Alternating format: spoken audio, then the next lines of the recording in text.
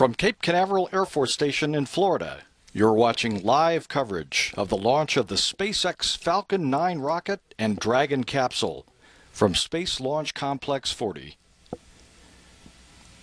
This is Falcon launch control at T-minus 1 hour, 34 minutes, and counting.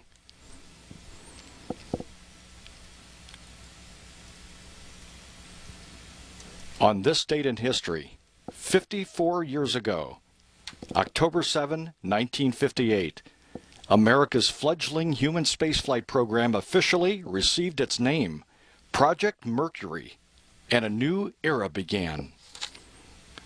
Tonight, October 7, 2012, another new era begins, and a new history will be made. America's first commercial resupply services rocket is poised for liftoff from Cape Canaveral Air Force Station, the same facility that launched the Mercury missions and began the era of American human spaceflight. The SpaceX Commercial Resupply Services 1 mission will return to American soil the launch of cargo to the International Space Station. Liftoff of the SpaceX Falcon 9 rocket and Dragon capsule is scheduled for 8:35 p.m. and 7 seconds Eastern Time. At liftoff, the Falcon 9 will head northeast at an inclination of 51.6 degrees to the equator to match the International Space Station orbit, its destination in 3 days. This mission, designated SpaceX CRS1 for Commercial Resupply Services 1, will be the first of 12 contracted flights by the company to resupply the space station. Under the CRS contract, SpaceX will restore America's capability to deliver and return significant amounts of cargo, including science experiments, to the space station, which is a capability that has not been available since the retirement of the space shuttle. The Dragon capsule is filled with about 1,000 pounds of supplies, including critical materials to support the 166 investigations planned for the station's Expedition 33 crew. 63 of these will be new. Equally and possibly more important, Dragon will return with about 2,000 pounds of cargo, including 734 pounds of scientific materials from human research, biotechnology, materials and education experiments, and about 504 pounds of space station hardware. The piece of orbital debris that was discussed during Saturday's pre-launch news conference has been reevaluated and is not a concern, so there will be no need for the space station to perform a debris avoidance maneuver. So at the time of launch, the space station will be exactly where we thought it would be, flying at an altitude of 255 miles southwest of Tasmania.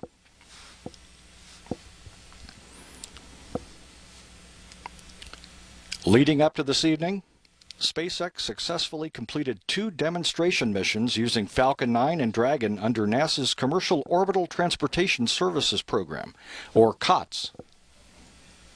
The second of those missions, in May of this year, marked the first time that a private company had launched a spacecraft into orbit, successfully attached it to the International Space Station, delivered a payload, and returned safely to the Earth, something previously accomplished only by spacefaring governments.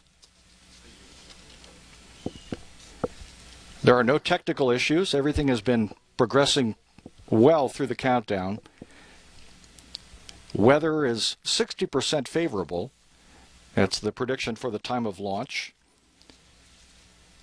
Mike McAleenan, launch weather officer from the U.S. Air Force 45th Weather Squadron at Cape Canaveral Air Force Station, is briefing the launch director and launch controllers and keeping everyone apprised of the weather in the area. The concern has been for thick clouds and anvil clouds and the potential for Dragon and Falcon to fly through precipitation. Those are flight rules that we would not want to violate. The prediction has been that we would have a 60% chance of making it at the exact time of liftoff, and so far things look good.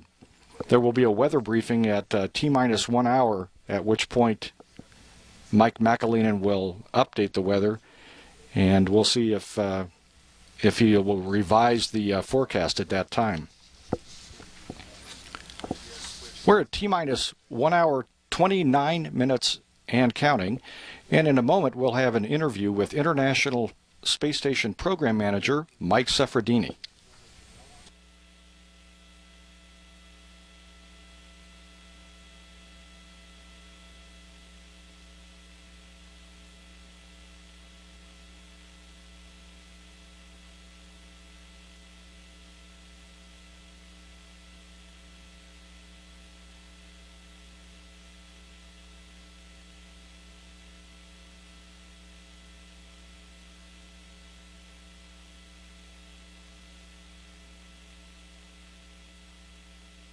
Happy to be joined by Mike Seferdini, the International Space Station Program Manager. Mike, thank you for joining us. My pleasure. Thank you for having me. You know, it's a great time as we get ready for the first commercial resupply services mission to the space station with the SpaceX Dragon and Falcon.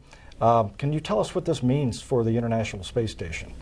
Well, it's really critical. We've been talking about this a lot lately. What the station was built for is to do research. And if you look at the research we've done in the past, even during assembly, it's been quite incredible. I mean, there are drugs for dispensing cancer treatments, specifically the tumors themselves. There's hope for a salmonella vaccine. There's a number of things going on in the station already. So what this commercial resupply capability is going to do for us is give us a consistent supply chain.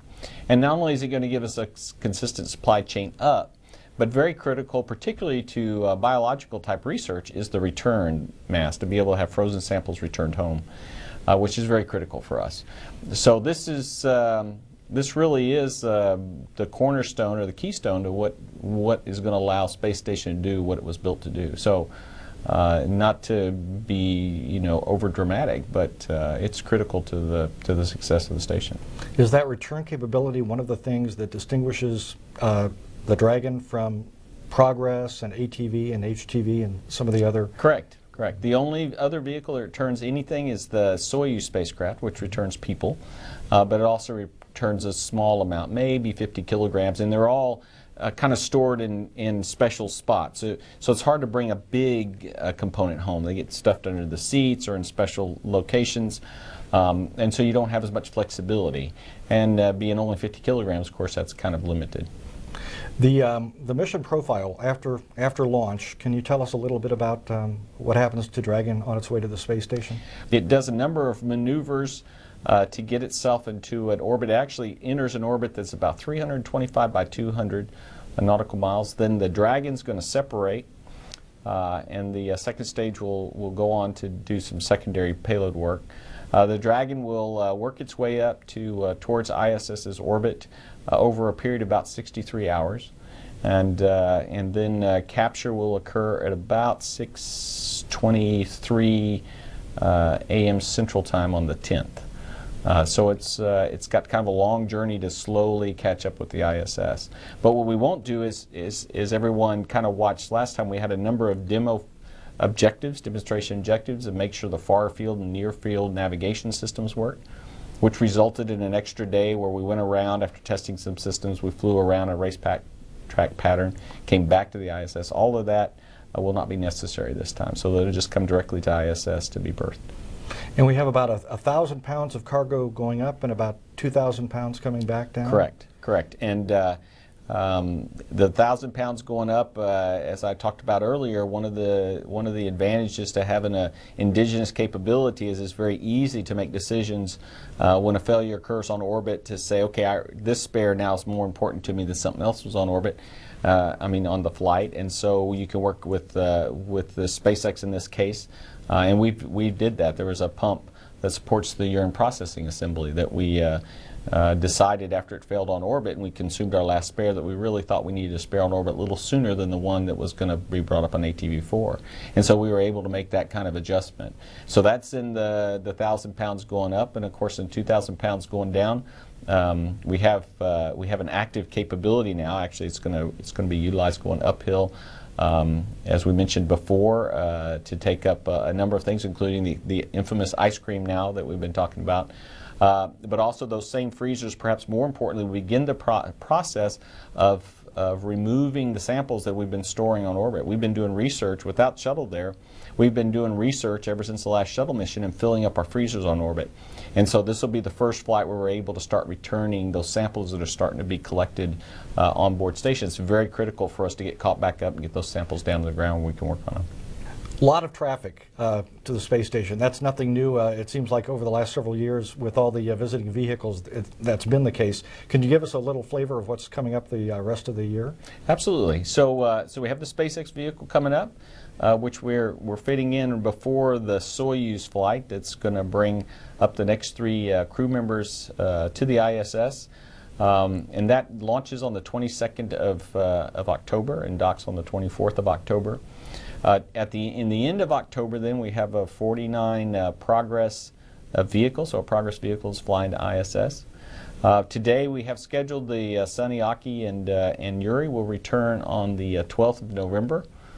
And then in late December the 19th, we have the next Soyuz going up which will fill out the crew back up to 6 at that point. There was on the manifest a orbitals demo flight, and that's going to end up going into the next year sometime. Okay, and in there also we have the return of the Dragon. Absolutely, that's right. Today, that's one of those flexible things you work on. Today it's planned for the 28th. When we get to orbit, depending on how things are going, we might adjust that a little bit, but you're right. Today the plan is for them to return on the 28th of October. All right. Thank you, Mike. You bet. Thank you.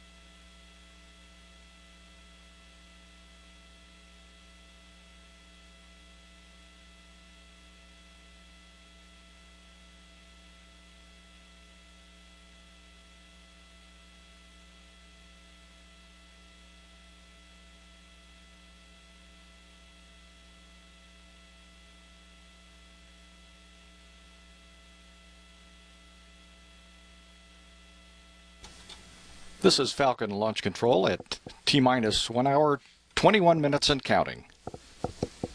All systems are go. Weather remains 60% favorable as we approach liftoff time at 8:35 p.m. Eastern Time. A lot has gone into the processing and preparation for tonight's launch. Several months before launch, both Falcon 9 rocket stages and the Dragon were transported to SpaceX's development facility in McGregor, Texas for testing, and then they were trucked individually to the SpaceX hangar at Space Launch Complex 40 at Cape Canaveral, Florida here, where the stages were integrated and Dragon was loaded with its cargo. On August 31st, SpaceX conducted a wet dress rehearsal of Falcon 9, which simulated the launch countdown and verified that all the ground and launch systems were launch ready. The final major pre-flight test recently, September 29th, was the static fire when Falcon 9's 9 first-stage engines were ignited for a few seconds while the vehicle was held in place, and that was successfully performed.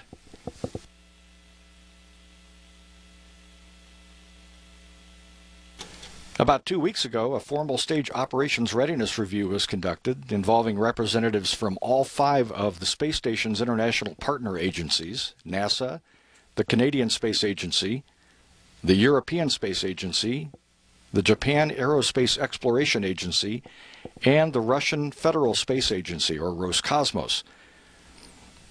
This was to ensure that the launch vehicle, the spacecraft, cargo, the International Space Station, and the launch and operations teams were ready for the mission. Another milestone passed, and we moved forward to delivery of the rocket.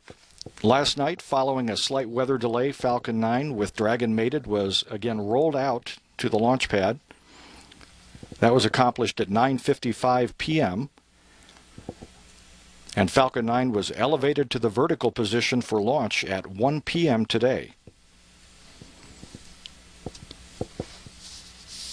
As we've progressed through the countdown this evening, Falcon 9 and Dragon have been powered up, the systems activated, the computers turned on, and a little less than 4 hours before launch time, the fueling process began. Liquid oxygen was loaded first, and then RP1 propellant, which is rocket-grade kerosene, loaded on to Falcon 9. The plume that you see coming off the vehicle is gaseous oxygen, which is being vented from the tanks, which is why the liquid oxygen is topped off throughout the entire countdown.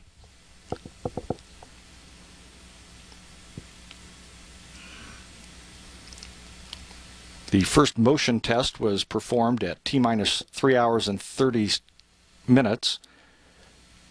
Tests of the C-band radar and S-band telemetry system passed. That was accomplished at about T-minus 3 hours. And about an hour ago, the flight termination system checks were performed. Everything is going well. The terminal countdown will begin at T-minus 10 minutes and 30 seconds, at which time all systems will be autonomous. And after polling mission control in Houston, Texas, and the launch team in Hawthorne, California, Launch Director Brian Mosdale will give a go for launch at T-minus 2 minutes and 30 seconds.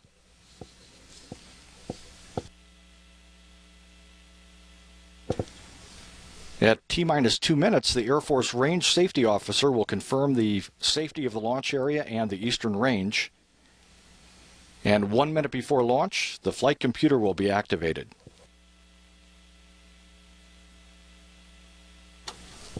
"55 seconds before liftoff, the launch pad's water deluge system, which is dubbed Niagara, will be activated. It suppresses the acoustic waves that radiate from the engine plumes to counter the effect of vibration on the rocket. There are 53 water nozzles set low on the launch pad that will provide a curtain of water flowing at 30,000 gallons a minute. The system will be deactivated within 20 seconds of T0. 3 seconds before launch, the 9 Merlin engines of the first stage will ignite, and at T0, the rocket computer will command the launch mount to release the vehicle for flight, and Falcon 9 will lift off, putting out 855,000 pounds of thrust. That will set Dragon on its way to the International Space Station for an arrival on Wednesday. Flight engineer Aki Hoshide will grapple the Dragon, and Station Commander Sonny Williams will berth it to the station for an 18-day visit.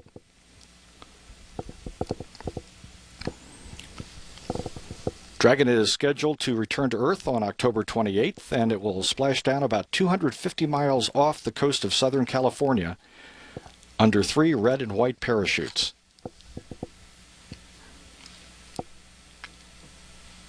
At T-minus 1 hour, 16 minutes and counting, this is Falcon Launch Control.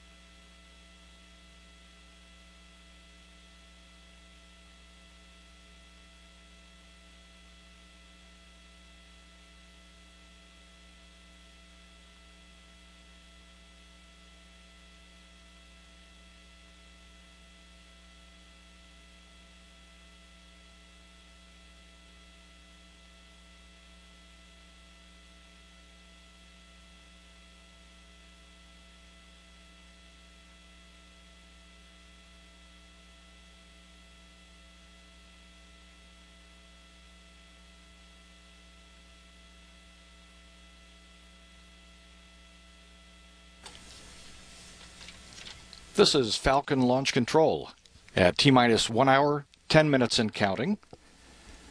There are no technical issues of major consequence being worked. Weather remains 60% go for launch. In about 10 minutes, Launch Weather Officer Mike McAleenan will brief SpaceX Launch Director Brian Mosdell on the status of the weather. We're looking at the satellite view right now, and it appears as if the boundary that has been making its way toward Florida over the last few days is continuing to slowly make its way. We were hoping for a little bit more speed and that it would clear through the area before the time of launch tonight. It in doing so would leave us with drier air and more favorable weather conditions. But as it is on the radar, it looks as if the system to the south is breaking up. There is rain forming in the area and encroaching within the 10 nautical mile circle, which would present a launch violation. But we still have more than an hour prior to launch, and hopefully things will clear up. The major concerns are for rain in the area through which Falcon would have to fly, as well as thick clouds and anvil clouds. At the time of launch, the temperature is forecast to be 78 degrees with 82% humidity, 7 miles visibility, and then 3 layers of clouds, a scattered base at 4,000 feet, broken deck at 10,000 feet, and a broken deck at 25,000 feet.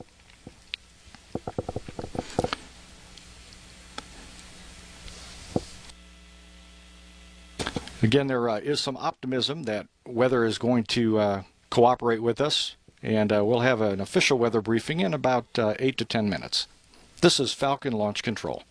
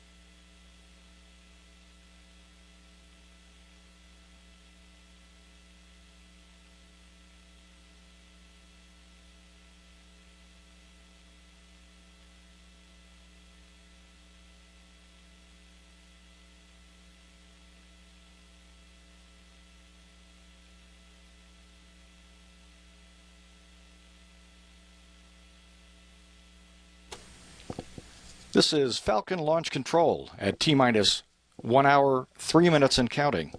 And for residents on the Florida Space Coast, there's a possible sighting of the International Space Station coming up at 7:37 p.m. Eastern Time, about 6 minutes from now. The pass is expected to last about 3 minutes. The station will be at a maximum elevation of 15 degrees, approaching from 10 degrees above south-southeast, and departing about 13 degrees above east-southeast.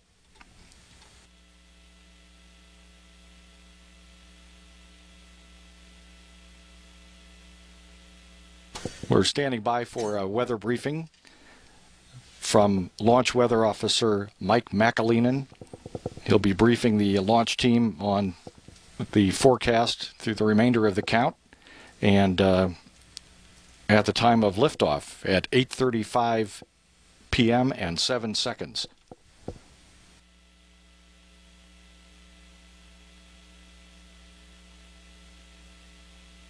That weather briefing should be coming up momentarily. And to make a correction to something that we stated earlier, the upcoming Soyuz launch during this busy month of October is scheduled for October 23rd. And Soyuz will dock to the International Space Station with more crew members on October 25th.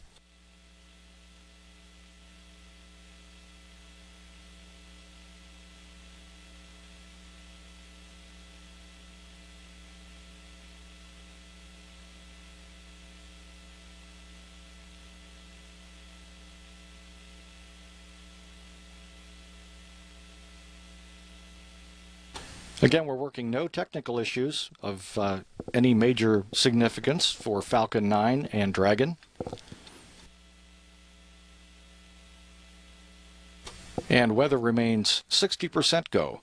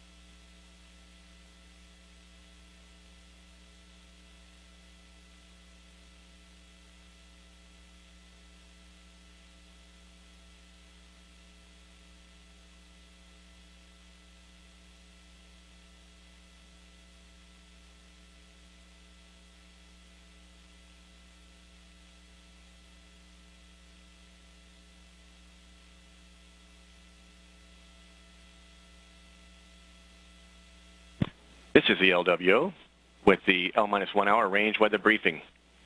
Looking at your video on the satellite picture, you can see a infrared picture with west coast sea breeze moving across the peninsula of Florida at a very fast rate, creating a lot of showers and thunderstorms inland today, much different than the previous days where most of that activity was on the east side of the peninsula. This infrared picture does overstate the conditions outside. If you look at the radar set to 0 decibels to get cloud edges, you can see much less coverage over our area. Looking at an anvil cloud that has moved within 10 miles or so of the launch complex, has not violated any of the rules for range safety or with the 15 dBz precipitation in that anvil, any of the flight through rules for SpaceX and Dragon. Also looking at some showers to our south and east, about 30 miles or so, the tops of which would only be a concern if it moved over the launch pad, which at the timing of its current movement would be an hour after launch. Looking at the conditions at the launch complex at this time, winds are very light, 5 to 10 knots, and the direction has shifted around from southeast earlier this morning now to east-southeast again, for launch time. Temperatures are beginning to drop and nearing 80 degrees Fahrenheit. Right now we are forecasting a few clouds at the 4,000-foot level, also a few deck at 10,000 feet, and only scattered conditions, mostly that remnant thunderstorm anvils from inland thunderstorms at 25,000 feet. Visibility expected to be unrestricted, and winds staying out of the east, southeast at around 8 knots, dropping our overall probability of violation down to 20% with the favorable conditions that we're seeing on the east side of the Florida Peninsula today. Right now we are tracking all go conditions for range weather launch commit criteria, as well as Falcon 9 weather criteria.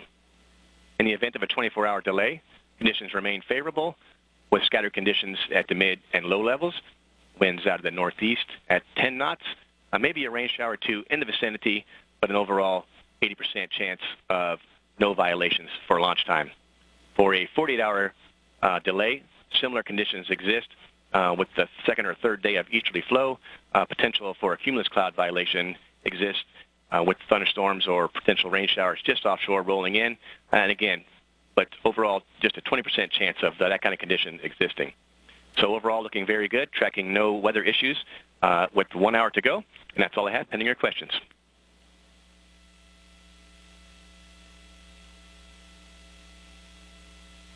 LO out.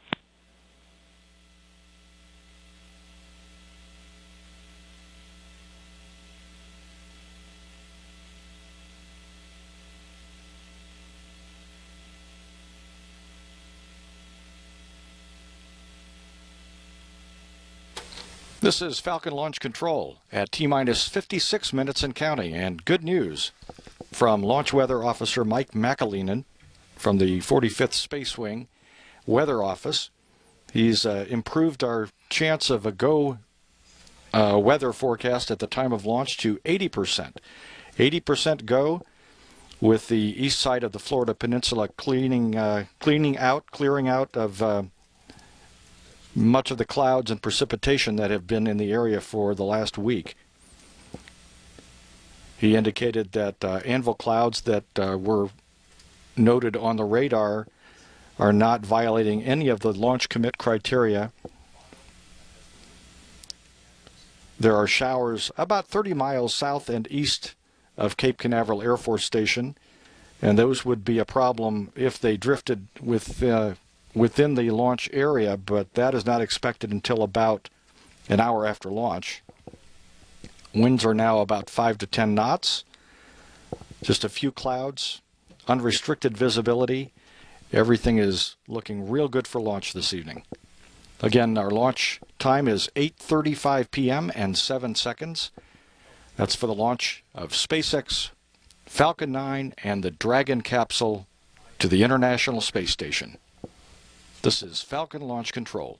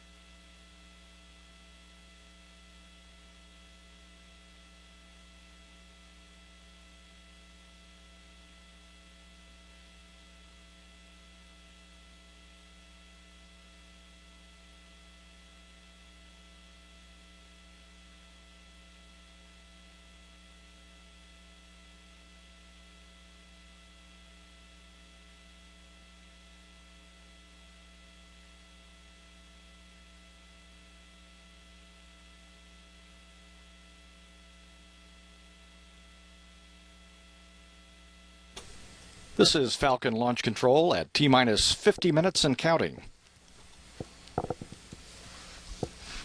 The Falcon 9 rocket, topped with Dragon, stands at Space Launch Complex 40 at Cape Canaveral Air Force Station, 157 feet tall, 12 feet in diameter, and its 9 first-stage Merlin engines will generate 855,000 pounds of thrust at liftoff at 8:35 p.m., increasing to nearly 1 million pounds of thrust as the Falcon 9 climbs through the atmosphere.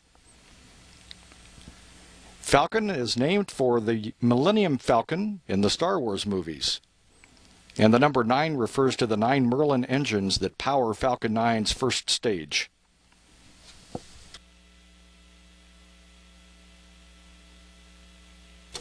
Dragon is 14.4 feet tall and 12 feet in diameter. The trunk is 9 feet tall, and with the solar arrays fully extended, it measures 54 feet wide. And although this is a cargo resupply mission, the Dragon was designed to carry crew, and SpaceX is working hard toward that goal. Dragon was named for the fictional Puff the Magic Dragon character.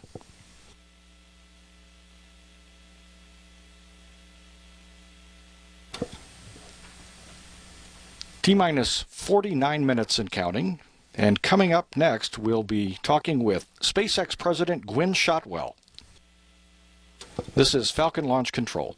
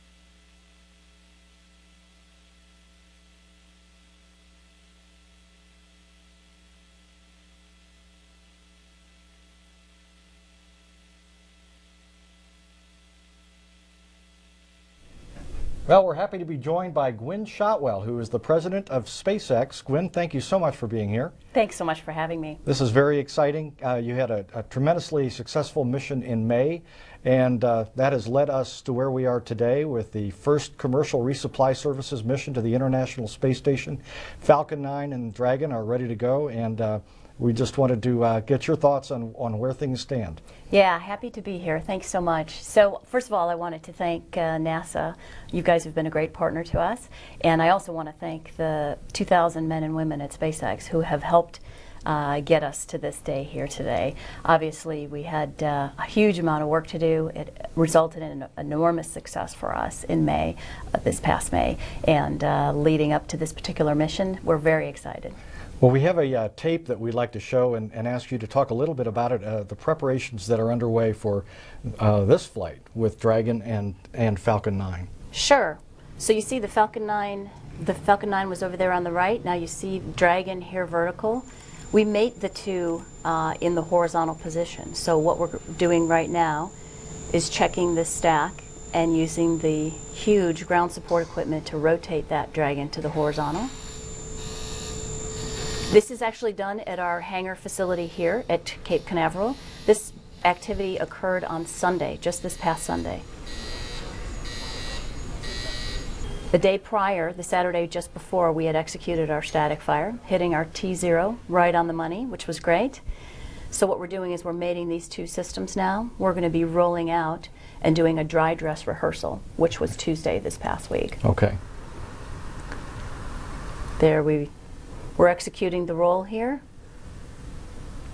Maybe about the speed of when the shuttle would on the Right. crawler. About a mile an hour.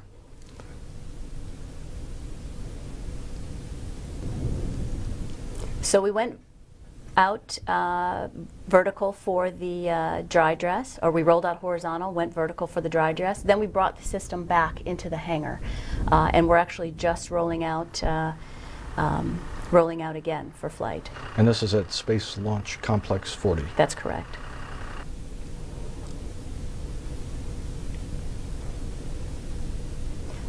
Those things that you see there with the Dragon logo, those are the fairings that cover the solar array panels for the Dragon capsule. And those will come off about 3 minutes or so into flight, I believe? They come off 3 minutes into the second stage burn. The second stage The second burn. stage burn, that's correct.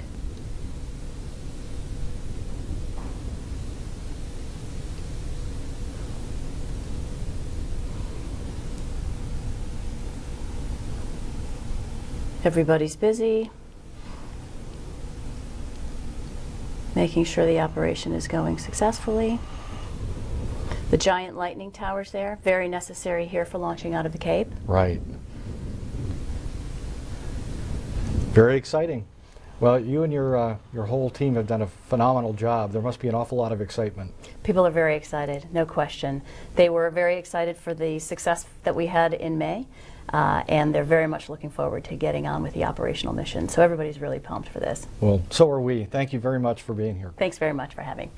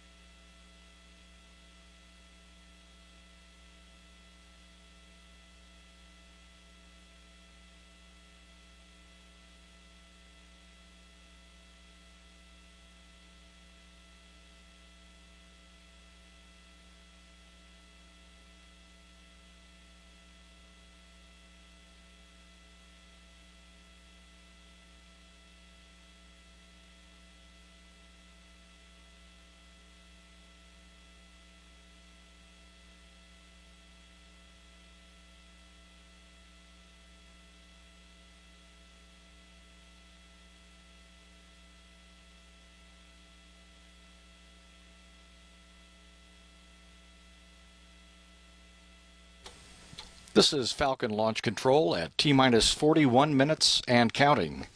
And we're just moments away from beginning the final vehicle configuration for launch, and things will begin to get busy at locations around the country. The Launch Control Center, the SpaceX Launch Control Center here at Cape Canaveral Air Force Station, has been active throughout the count. You can see the launch team is monitoring its consoles and see Dragon in the background. They're working no technical issues at this time. Everyone is monitoring their individual systems and preparing for launch at 8:35. And meanwhile, across the country, in Hawthorne, California, home of SpaceX, the SpaceX Mission Control Center is standing by to monitor the vehicle when flight begins. They'll be working in tandem with their colleagues at NASA's Johnson Space Center in Houston, where the International Space Station Mission Control Center is located. Flight controllers there are monitoring the Dragon systems and the International Space Station systems as well. Everyone is preparing for an on-time liftoff tonight at 8:35 p.m. and 7 seconds. Liftoff of the SpaceX Falcon 9 rocket and Dragon capsule. We're at T-minus 40 minutes and counting. This is Falcon Launch Control.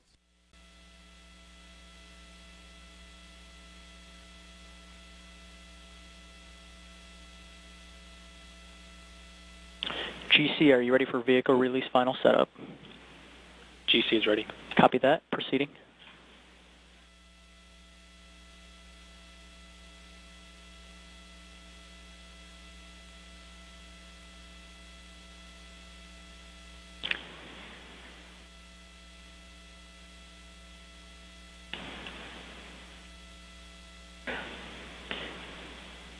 DC, LC, GS, AVI, are you ready for the wireless base station to be enabled?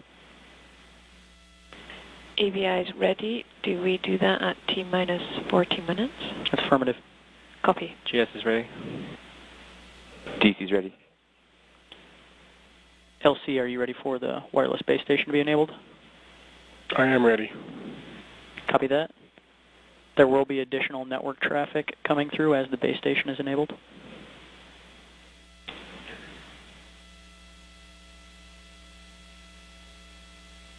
Base station on has started.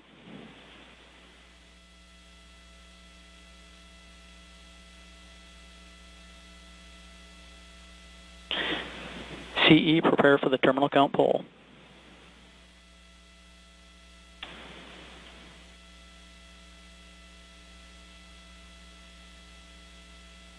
CE on countdown net. CE. CE, prepare for the terminal count poll. Roger that, it work. Copy that. Proceeding.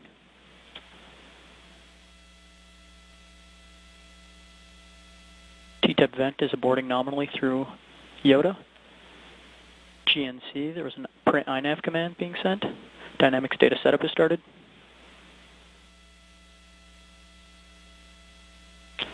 LC, notify OSM to verify flight hazard roadblocks are established. Copy OSM per step 57.1. Verify flight hazard area roadblocks are established. Verified. Copy.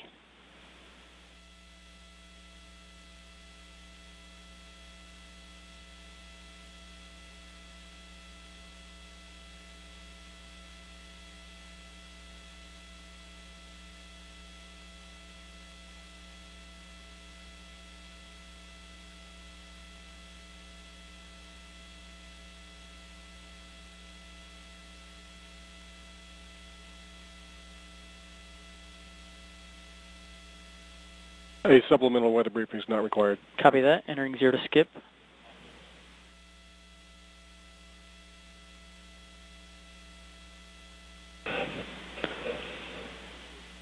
RC, report the downrange tracking station status. Ready to proceed. Copy that. Proceeding.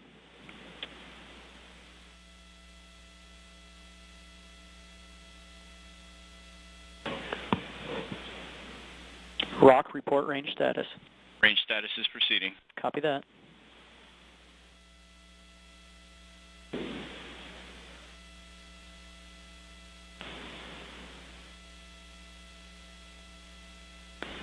GNC, verify winds aloft acceptable for loads and control authority, and verify ground winds are within launch limits. Yes, winds aloft and ground winds are go for launch. Copy that. Proceeding.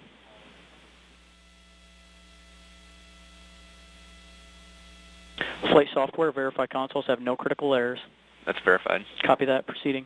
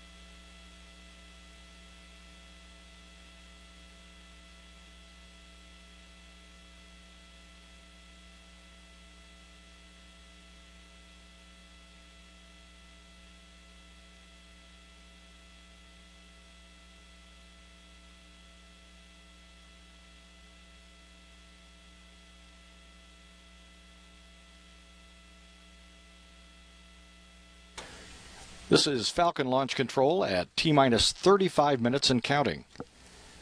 All systems are go. Weather remains 80% go. We're not working any technical issues. Everything is progressing toward liftoff of Falcon 9 at 8:35.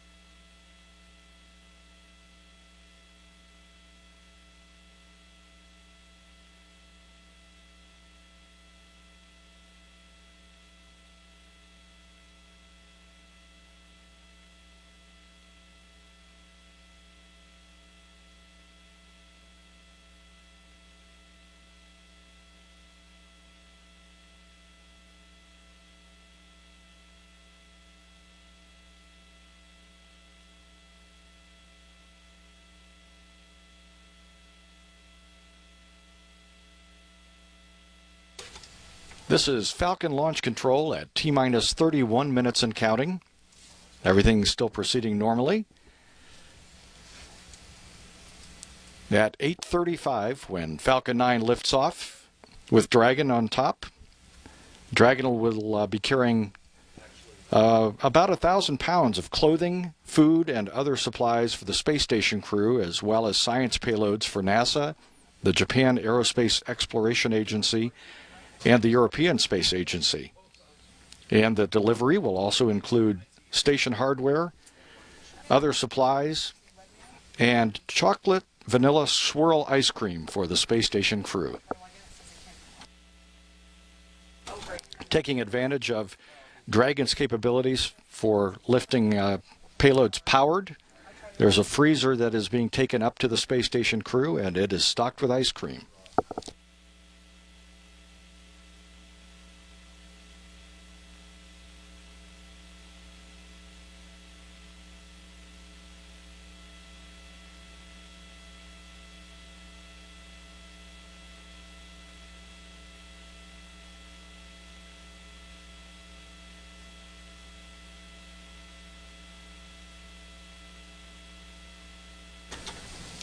This launch of the SpaceX Falcon 9 rocket and Dragon spacecraft is the first of 12 cargo flights under NASA's Commercial resupply services contract that SpaceX will fly.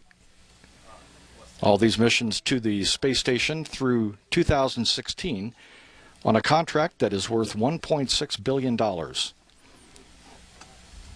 and returns cargo supply to the International Space Station from U.S. soil. Less than 30 minutes to launch. T-minus 29 minutes and counting. This is Falcon Launch Control.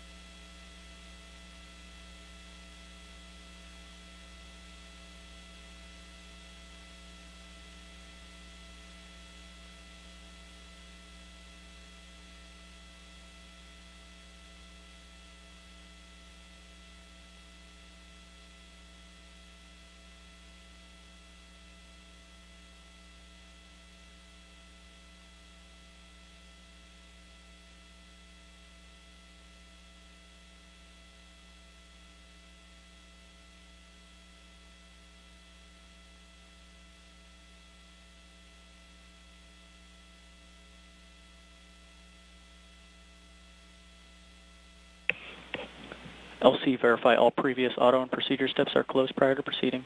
That's confirmed. Copy, proceeding.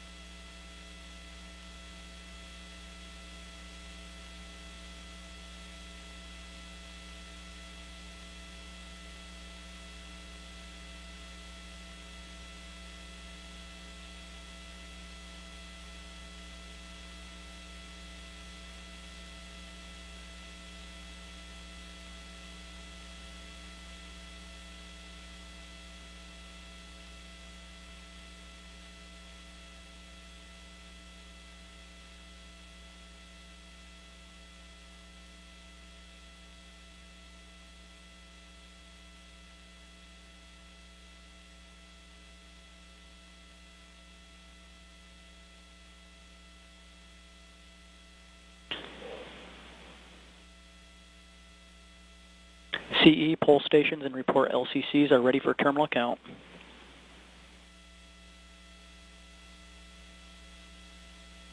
All right, CE polled all the stations and we're ready to proceed into terminal count.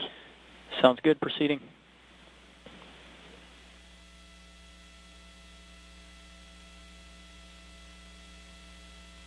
CE, save current LCCs to disk. And saving. Copy that.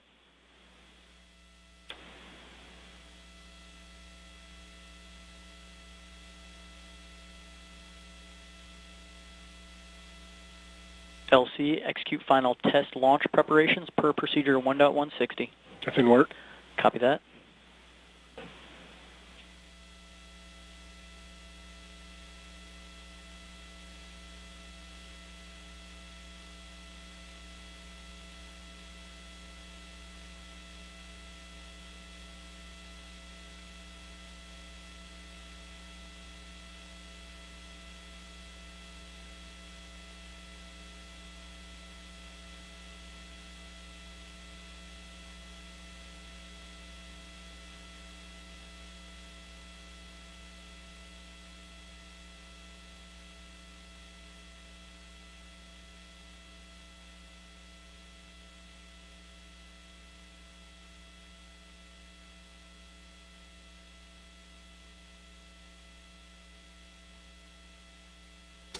This is Falcon Launch Control at T-minus 25 minutes and counting. Final launch countdown preparations are underway. The launch team is working no technical issues, and weather continues to be green, favorable for launch at 8:35.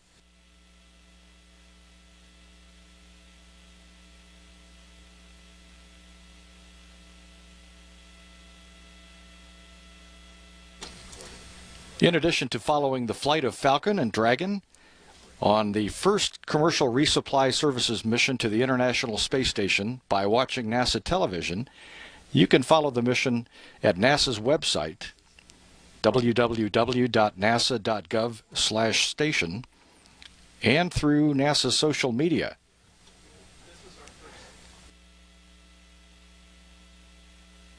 You can follow the launch on Twitter at NASA, hashtag NASA Social, and hashtag Dragon.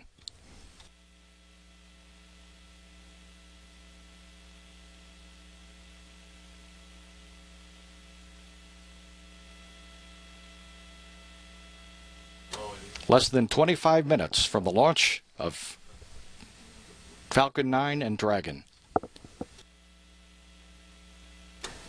T-minus 24 minutes, 15 seconds and counting.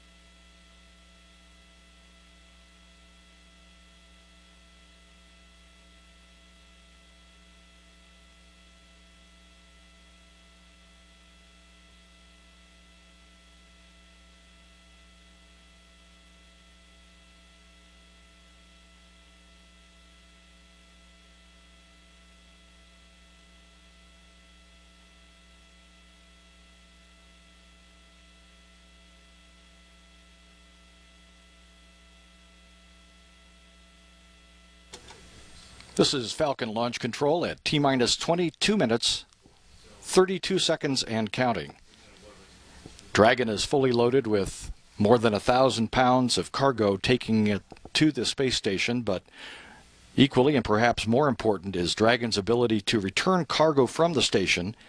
That is critical for supporting scientific research in the space station's unique microgravity environment, which enables important benefits for humanity and vastly increases understanding of how humans can safely work, live, and thrive in space for a very long period of time. The ability of Dragon to return frozen samples is something that has been missing since the space shuttle retired, and this will be tremendously beneficial to the station's research community.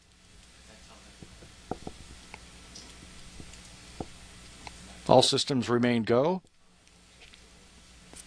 Launch Weather Officer Mike McAleenan just briefed the team once again that weather is looking good. There are no violations at this time. We're at T-minus 21 minutes, 24 seconds and counting. This is Falcon Launch Control.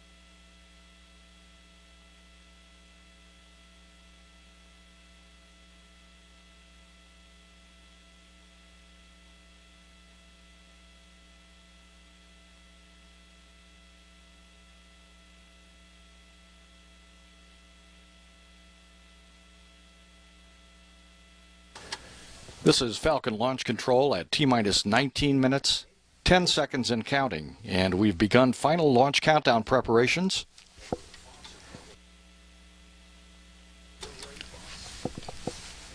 Controllers at the SpaceX Launch Control Center here in Cape Canaveral, Florida, carefully monitoring their data. All systems remain go. Weather is green. Final polls will begin within the next 10 minutes as we approach the terminal count.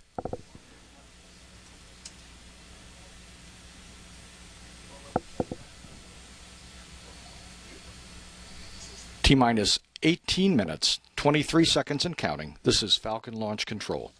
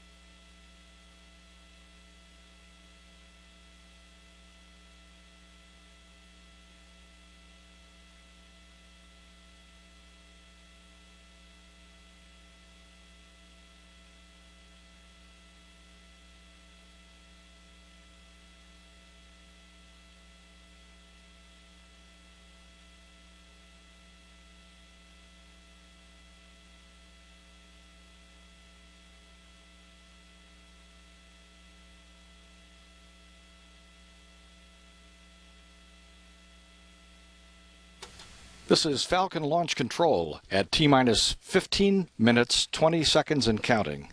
All systems remain go. The SpaceX Falcon 9 rocket exhaling gaseous oxygen.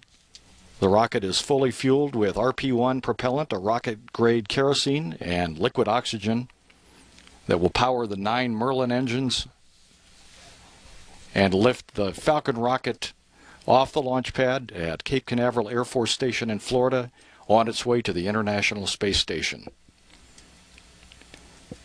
We're about 2 minutes away from a readiness poll. SpaceX Launch Director Brian Mosdell will conduct a poll of 14 console positions at the SpaceX Launch Control Center, getting a go or no-go for launch. Weather remains green. All systems are go. T-minus 14 minutes, 24 seconds and counting. This is Falcon Launch Control. Spacecraft controller, you're clear to switch to internal power. Copy.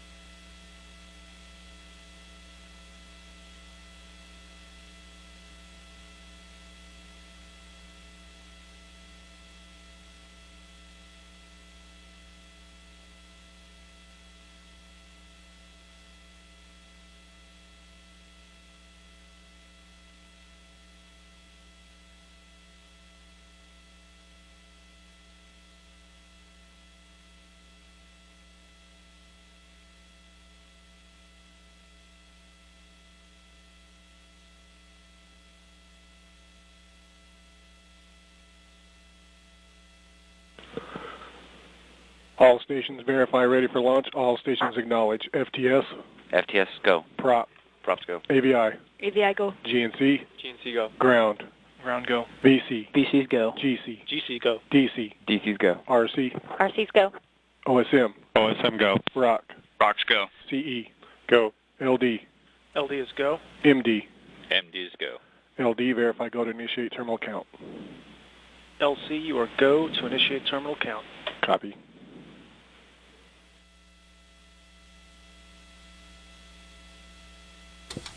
This is Falcon Launch Control at T-minus 12 minutes, 22 seconds and counting, and we have a go to initiate the final phase of launch. All systems remain go.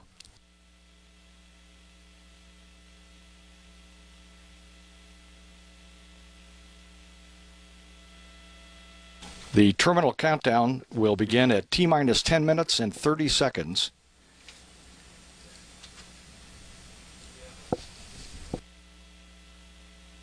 GNC ready. Copy, proceeding.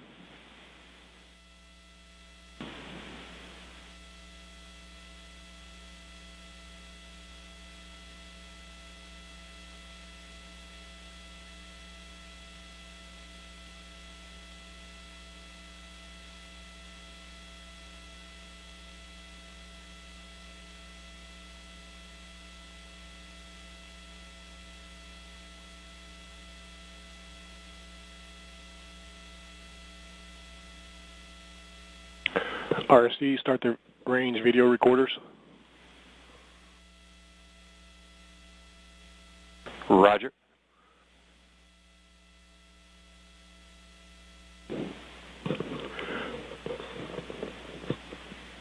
VC, start the terminal count auto sequence set to start at T-minus 10 minutes. Copy that. Entering 1, proceeding.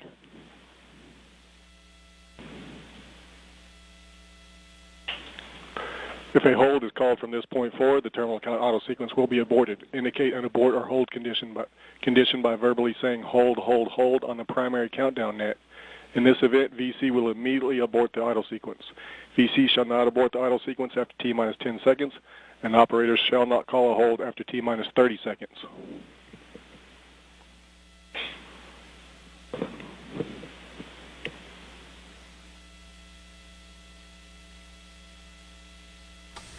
T-minus 10 minutes, 20 seconds and counting, and the auto sequence will start at T-minus 10 minutes.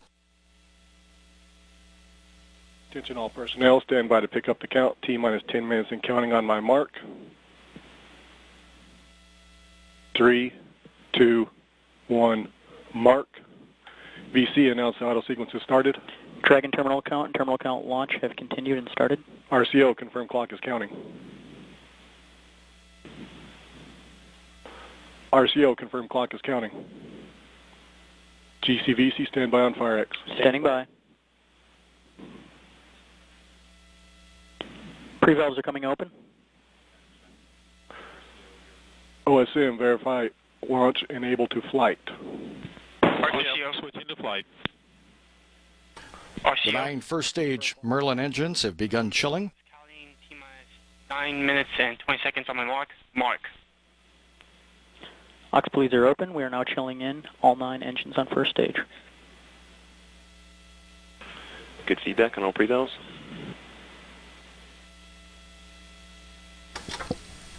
At T-minus 8 minutes, Dragon will move to internal power. T-minus 9 minutes.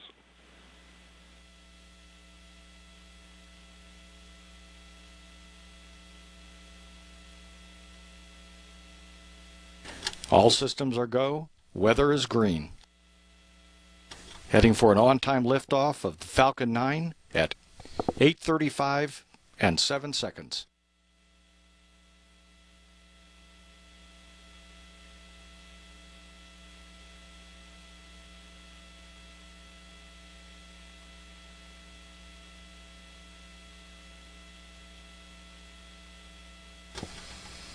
T-minus 8 minutes, 20 seconds and counting.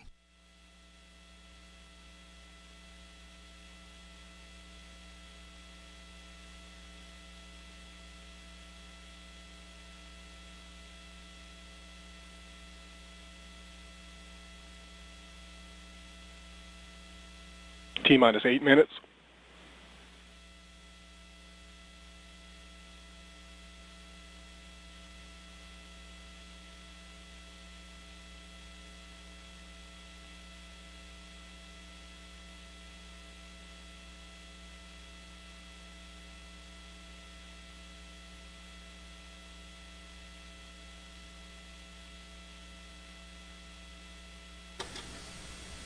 T-minus 7 minutes, 30 seconds and counting, and Dragon is now operating on internal power.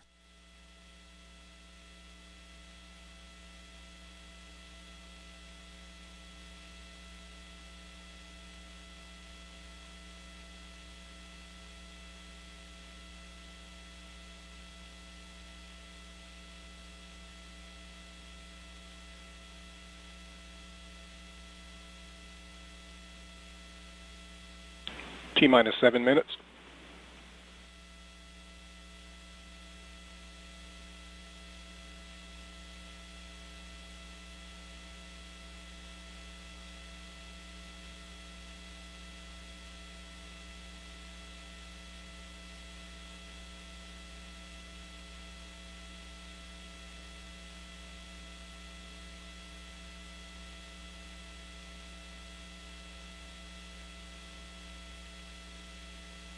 T-minus 6 minutes, 30 seconds. Stage 1 fuel bleed is open.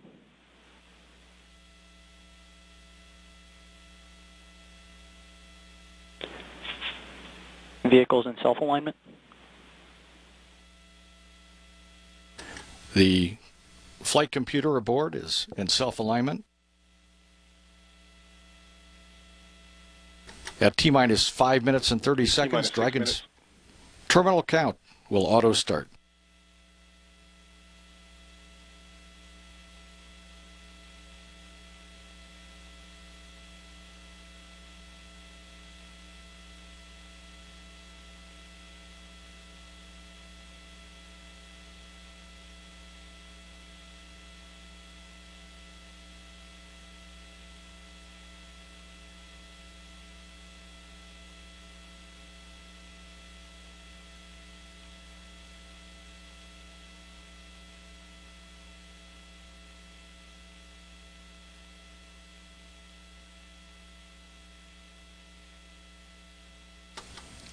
T-minus 5 minutes, 15 seconds and counting. TDC bleed has started.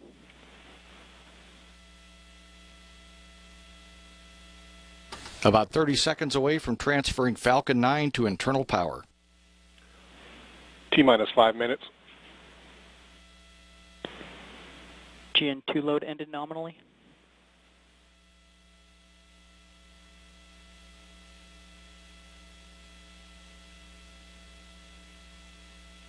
Stage 1 and Stage 2 internal auto sequences have started. Dragon is now transferred to internal power. T-minus 4 minutes, 35 seconds. Stage 2 and Stage 1 are on internal power.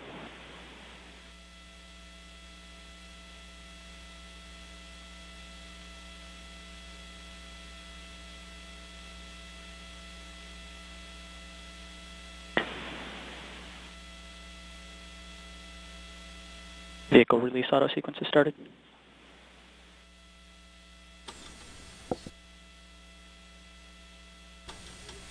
T-minus 4 minutes.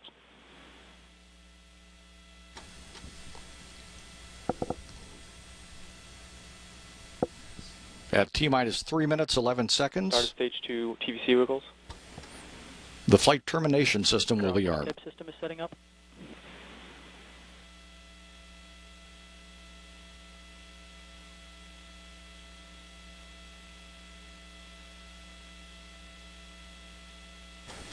T-minus 3 minutes, 30 seconds and counting. FTS is on internal power.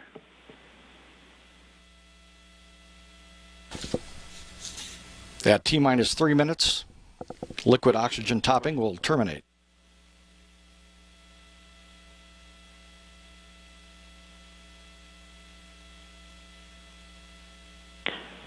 Pre-valves are coming closed. FTS is armed. Flight termination system is armed.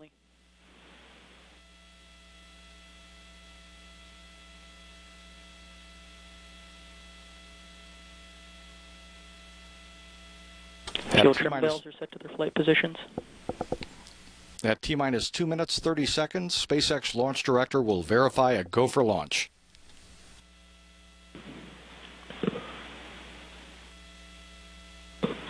LD, verify go for launch. Go for launch.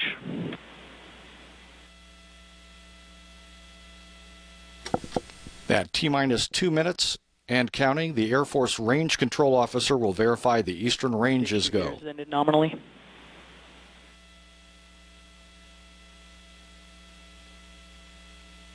T-minus 2 minutes, 10 seconds and counting.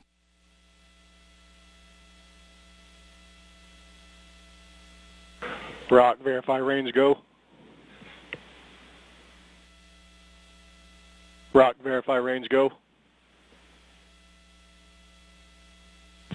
RC, standby.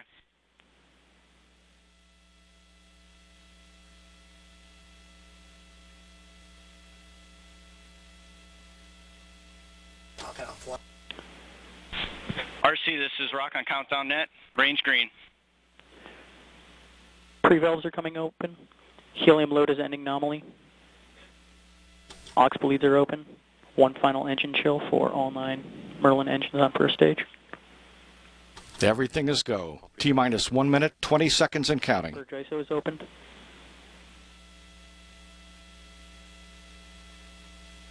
At T-minus 1 minute, the flight computer will be commanded to start up. First stage engines chilled in. Flight computers in auto idle.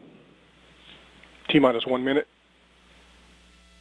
Flight computers in startup. The flight computer is now in control of the vehicle. Flight computer now controlling the vehicle at T-minus 53 seconds.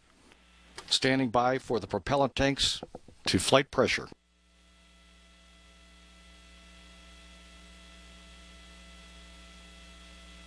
First and second stages are pressing to their flight positions.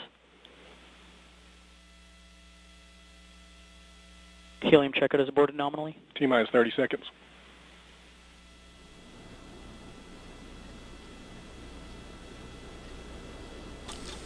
At T-minus 3 seconds, the 9 Merlin engines of the first stage will ignite. T-minus 15. 10, 9, 8, 7. 7, 6, 5, 4, 3, 2, 1. And liftoff. Liftoff of the SpaceX Falcon 9 rocket, launching Dragon to the International Space Station and returning cargo resupply missions to U.S. soil.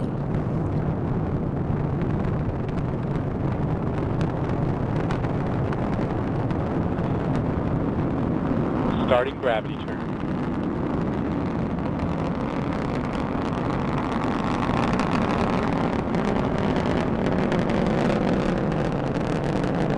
JDMTA acquisition of signal.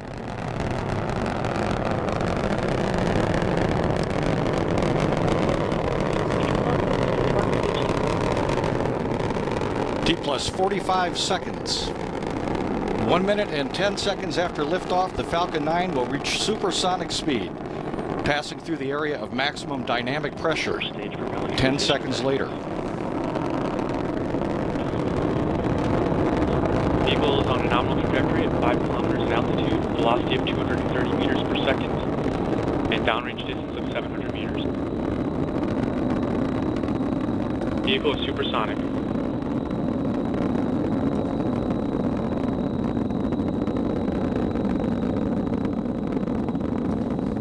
Falcon now through Vehicle max has reached Q. maximum aerodynamic pressure. This is the point where the mechanical stress on the rocket reaches its peak because of the rocket's velocity and the resistance created by the atmosphere of Earth.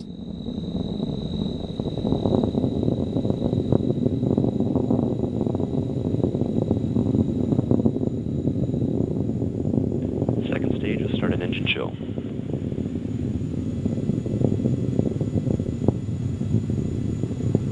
Coming up on 2 minutes, everything is go. All 9 Merlin engines performing normally.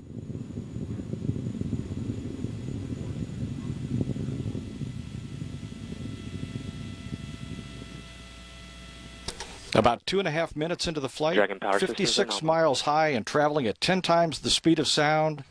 2 of the first stage engines will shut down to reduce the rocket's acceleration, followed by the remaining 7 engines.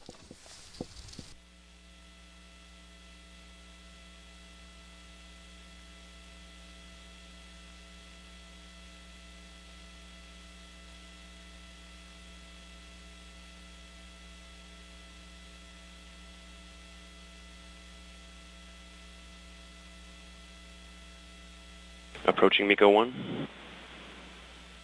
Approaching main engine cutoff.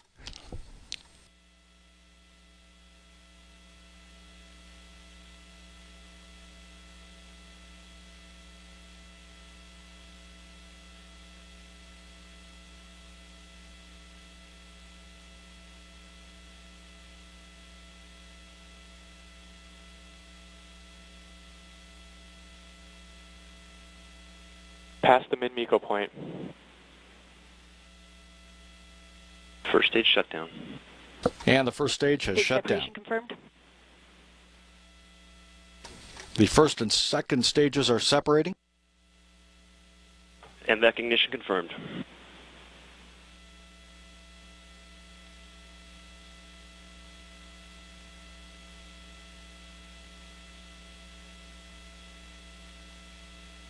The second stage's single Merlin vacuum engine is igniting to begin a 6-minute, 14-second burn that will bring Dragon into low Earth orbit.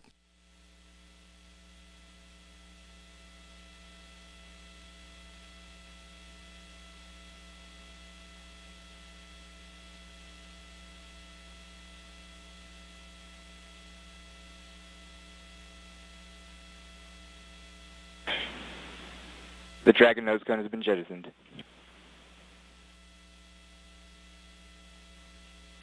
As planned, 40 seconds after second stage ignition, the Dragon's protective nose cone was jettisoned. Nominal trajectory. Everything proceeding Altitude normally. is 150 kilometers. Velocity is 3.1 kilometers per second, and downrange distance of 350 kilometers. Second stage propellant utilization active. Avionics systems nominal. 4 minutes, 42 seconds into flight. Everything is go. Falcon 9 and Dragon on their way to the International Space Station.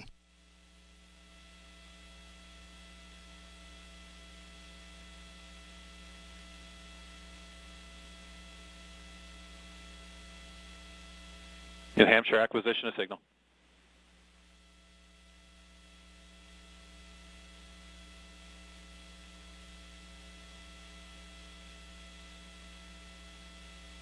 Five 5 minutes, 16 seconds into flight. Another 4 minutes. Nominal trajectory. Altitude is 163 kilometers. Velocity is 3.5 kilometers per second. Downrange distance of 770 kilometers.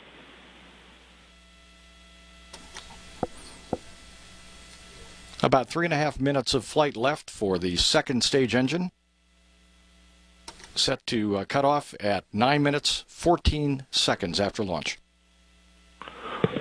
And VAC and stage 2 propulsion systems healthy.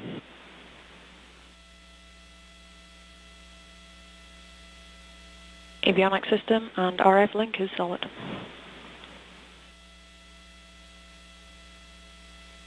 LC, this is OSM. Go ahead. Yes, sir. I've looked around the pad. It looks like the only place that we have even a small fire is on the deck. I recommend that when fire department gets there, they go ahead and do their sweep. Over. Copy that. Pad secured. They can go on. The vehicle remains on a nominal trajectory. Roger, altitude is 186 kilometers. Velocity is 4 kilometers per second. 6 minutes, 30 seconds into the flight of Falcon. Everything is go. Brief discussion about a fire at the launch pad, which is normal.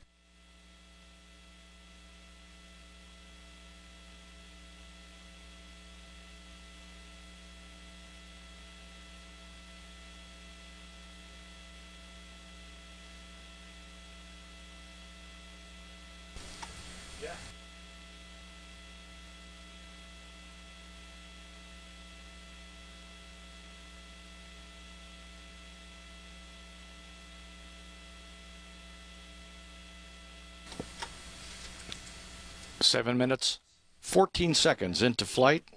Everything is normal. Trajectory, pressure, everything is fine with the Falcon and Dragon.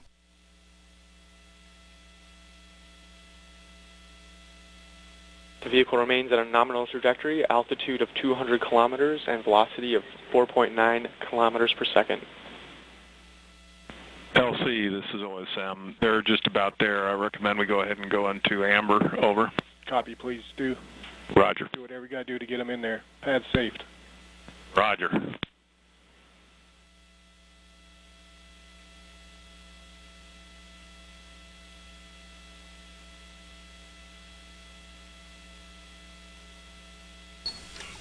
Eight minutes into flight.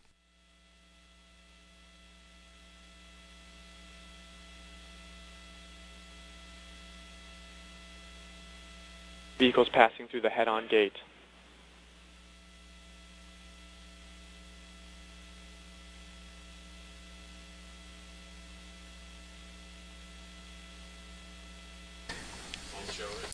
Eight minutes, 27 seconds into the flight of Falcon 9 and Dragon.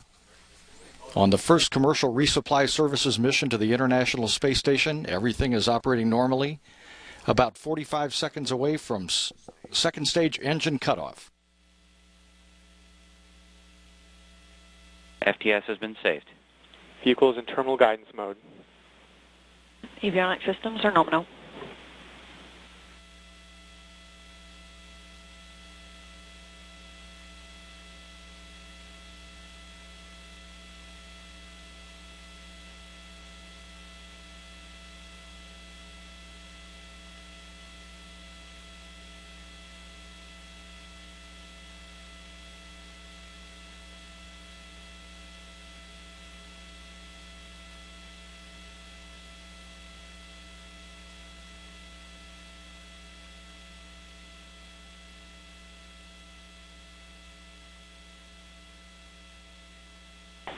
IIP lift.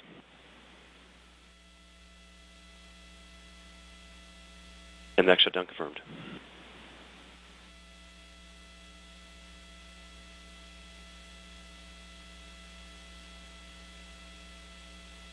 Falcon 9 and Dragon are in orbit. Perigee 197 kilometers, apogee 328 kilometers. And a successful launch for Falcon 9 and Dragon as they reach orbit. Second stage engine has cut off, and Dragon about to separate from Falcon. Dragon deploy commanded.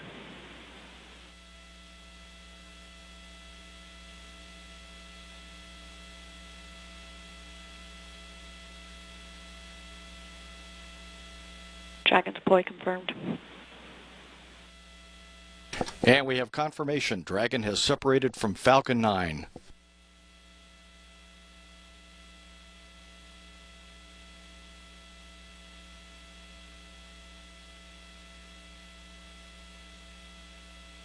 A picture-perfect launch and a flawless flight of Falcon.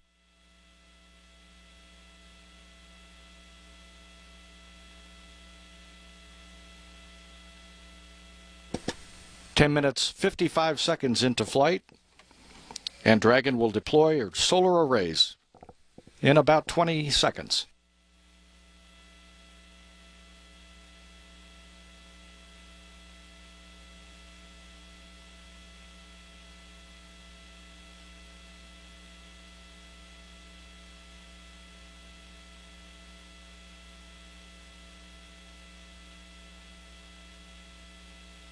LC, this is OSM. Wanted to let you know that the BDA is set. Over. Copy. Thanks, OSM.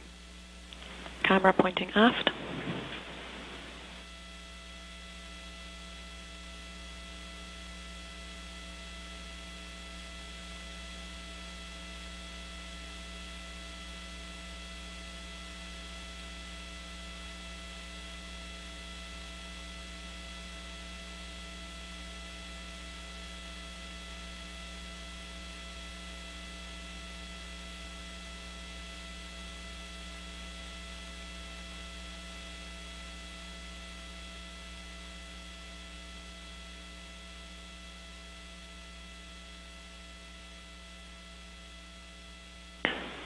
Solar array deployment has started.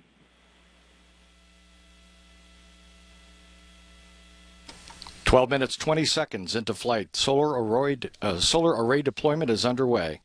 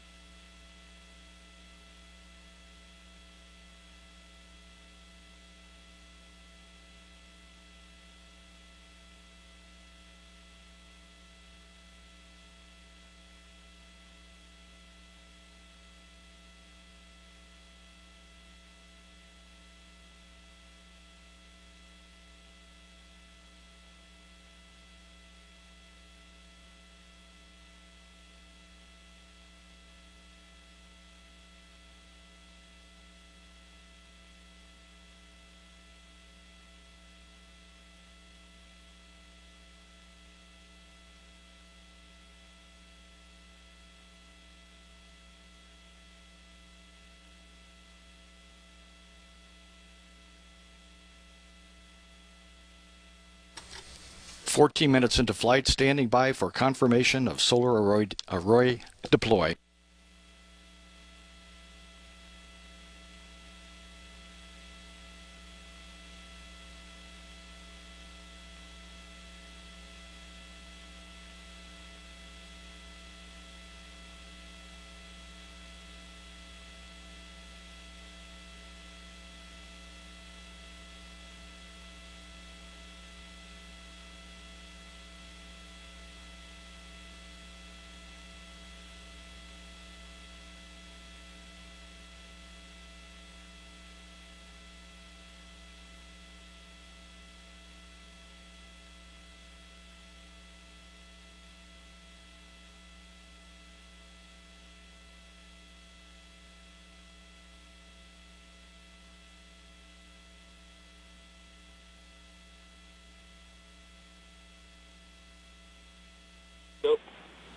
LD, this is MD on countdown 1.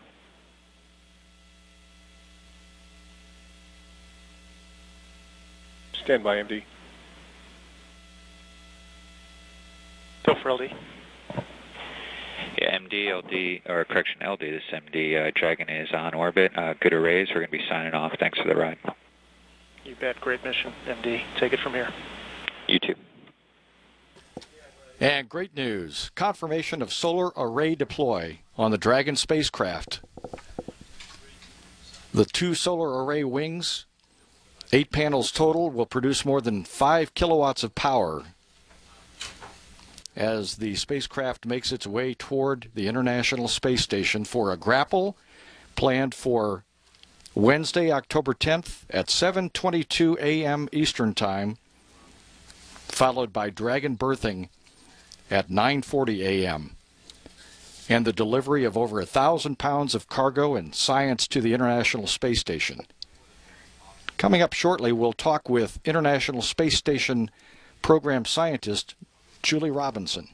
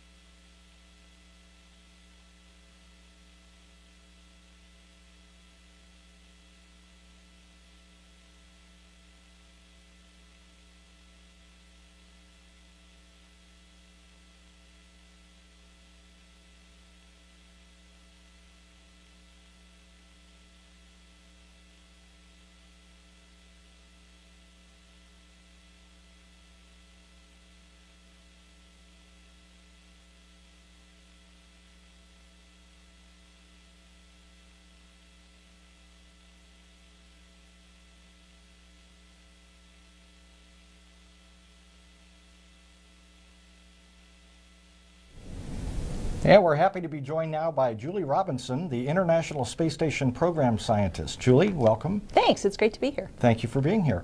We are well into the utilization phase now for the International Space Station, and we've been doing an awful lot of science and research on board, and I was wondering if you could just give us an update of where we are. Yeah, you know, this has been the first full year of utilization or research on the space station, really starting from the last shuttle flight, and you know, that incredibly emotional moment when the space shuttle retired, but we pre-positioned a lot of cargo to be ready to go, and over the last year it's been a record-setting year. We've had several hundred investigations active at any period of time. We've served a record number of scientists, and the crew have carried out a record number of hours of research activities. Well, a portion of the station has been devoted to what we're calling a U.S. National Lab. Is there anything you can update us on that? Well, you know, Congress designated the ISS as a national laboratory clear back in 2005 for the purposes of serving the needs of other government agencies, the private sector, and nonprofit organizations. Last year, NASA selected CASIS, the Center for the Advancement of Science in Space, as the organization to manage that national lab side of the use. We still have NASA users addressing NASA mission needs alongside that, working in parallel.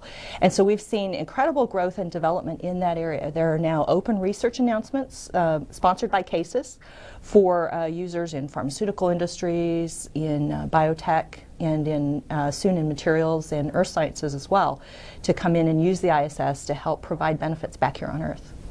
As you said, you know, the space shuttle retired, and when that happened, we lost some of our capability to take up large portions of science and bring it back. And now we've entered a new era here with the Commercial Resupply Services mission and the Falcon 9 and Dragon launch. Can you tell us how this is going to help out with science? Today's launch is a huge milestone for us because essentially it replaces the return capacity that we need for research on the space station that we haven't had since the shuttle retired. We have roughly 700 pounds of hardware coming home that's either research hardware that needs to be repaired or refurbished and relaunched, or actual samples that give our researchers on the ground all the science value that they get from their experiments. So it's a really important flight. Can you give us any specific examples of items that are going up and coming back on Dragon? So some examples of some things going up. We have igniters. You may not know, but we actually burn materials in a controlled environment on the space station. It's helping us understand both fundamentally how combustion works, because by using space we can make it much more efficient, and then that helps us develop better engines on the ground. But also we're interested in how to stop fires or prevent fires on spacecraft in the future.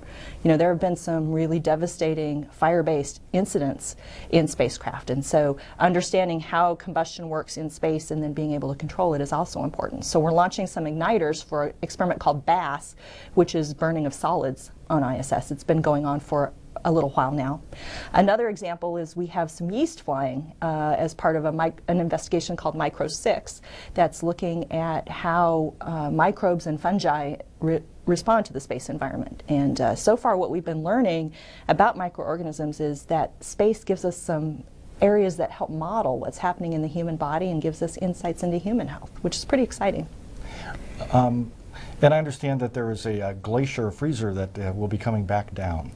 Yeah, you know, the freezers are probably the most important piece of return hardware because they serve almost all of our life science researchers and all of our researchers that are studying the crew as subjects.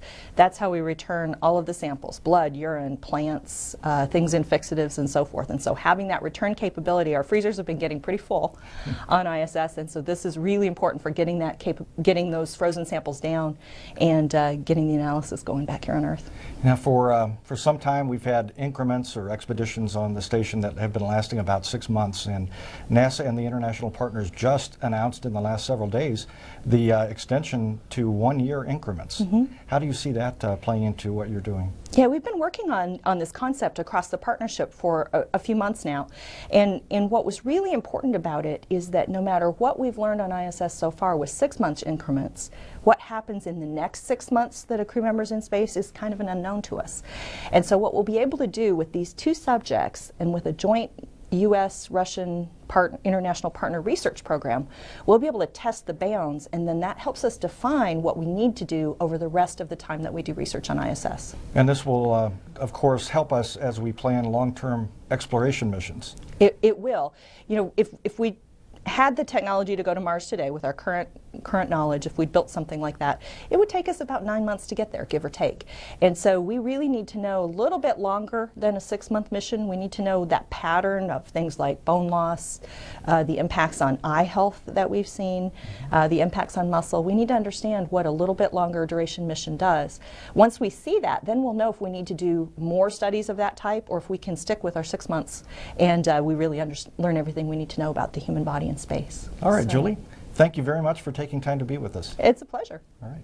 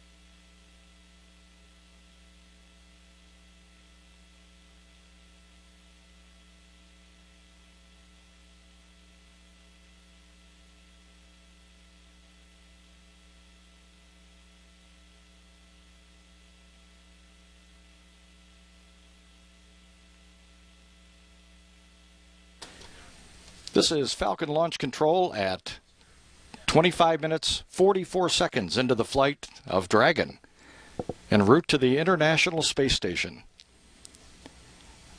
where we understand all 3 members of the International Space Station crew, via a feed uplinked by Mission Control in Houston, were able to watch the launch and the entire journey of Falcon and Dragon through solar array deploy. And International Space Station Commander Sunny Williams wishes to pass on her congratulations to the entire SpaceX team and says, "We are ready to grab Dragon." Coming up next on NASA television, we'll have launch replays of the Falcon 9 launch from Cape Canaveral Air Force Station. And at 9:30 approximately Eastern Time, NASA Administrator Charlie Bolden and SpaceX President Gwynne Shotwell will be at the Kennedy Space Center press site near the countdown clock, where they will talk about the successful launch and field questions from reporters. And that will be also live on NASA television. This is Falcon Launch Control.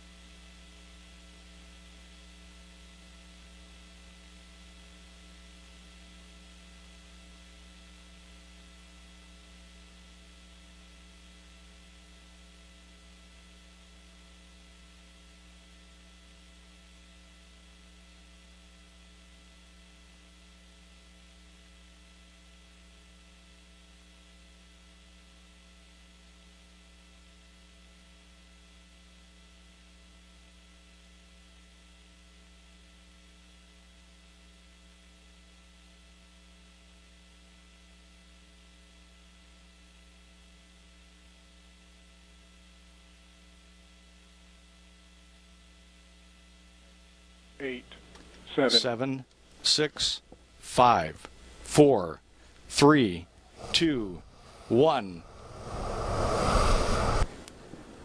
And liftoff. Liftoff of the SpaceX Falcon 9 rocket, launching Dragon to the International Space Station and returning cargo resupply missions to U.S. soil.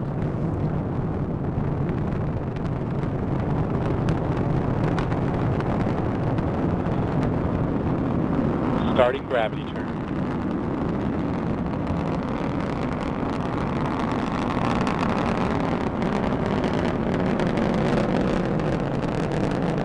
JDMTA acquisition of signal.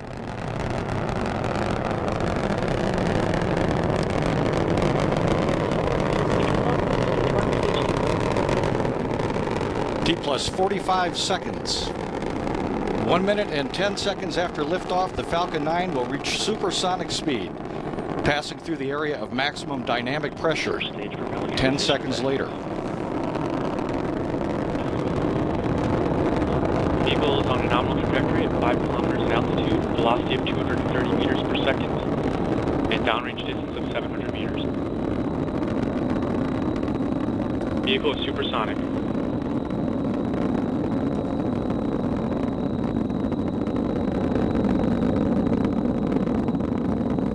Falcon now through Vehicle has reached maximum aerodynamic.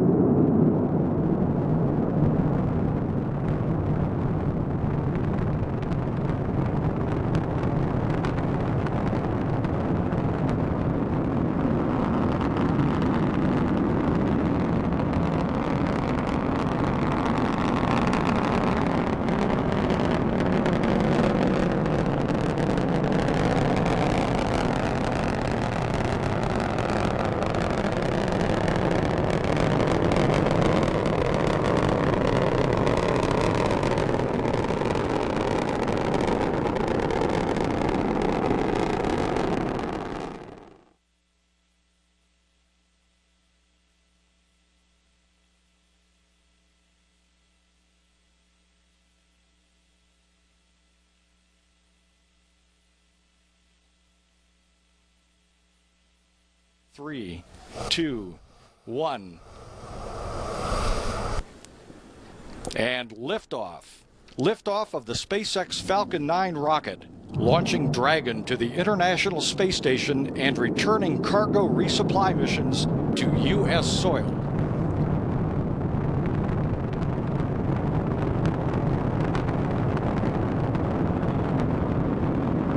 Starting gravity turn.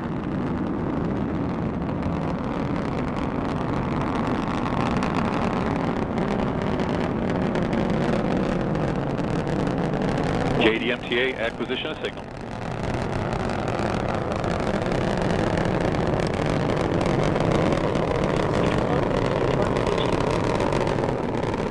T plus 45 seconds. 1 minute and 10 seconds after liftoff, the Falcon 9 will reach supersonic speed, passing through the area of maximum dynamic pressure 10 seconds later.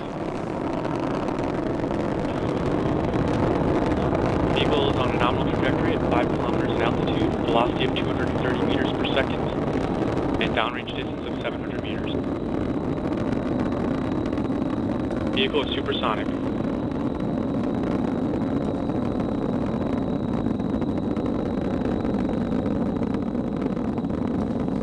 Falcon now through Vehicle max has reached maximum aerodynamic pressure. This is the point where the mechanical stress on the rocket reaches its peak because of the rocket's velocity and the resistance created by the atmosphere of Earth.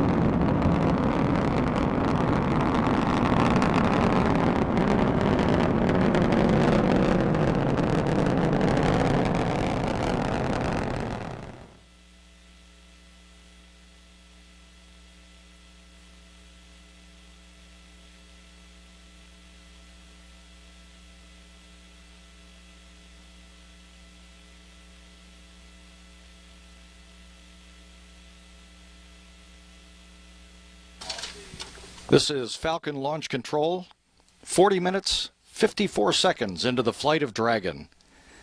To recap, The SpaceX Falcon 9 rocket with Dragon attached lifted off on time. Picture-perfect liftoff at 8:35 p.m. Eastern Time, beginning NASA's first contracted cargo delivery flight designated SpaceX CRS1 to the International Space Station.